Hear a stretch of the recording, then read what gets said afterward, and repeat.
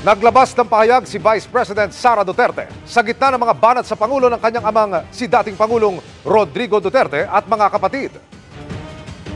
May respeto ako sa mga pananaw at opinyon ni dating Pangulong Rodrigo Duterte, pati na ng aking mga kapatid. Ngunit katulad ng posisyon ko sa maraming mga isyu, hindi kailangan na sumasang-ayon ako sa lahat ng mga ito. Kabilang sa mga banat ng kanyang ama ang aligasyong pagdodroga na ayon kay Pangulong Bongbong Marcos ay hindi niya papatulan. Itinanggi na rin ng Philippine Drug Enforcement Agency ang aligasyon ng dating Pangulo na nasa drug watch list nito, si Pangulong Marcos. Nanawagan naman si Davao City Mayor Baste Duterte na mag-resign ng Pangulo pero nagsorry na raw ito sa ginawa ayon kay Senadora Amy Marcos. Samantala nagpasalamat ang Vice Presidente sa patuloy umanong tiwala sa kanya ni Pangulong Marcos. Nauna nang sinabi ni Marcos na wala siyang balak palitan ng vice bilang Education Secretary.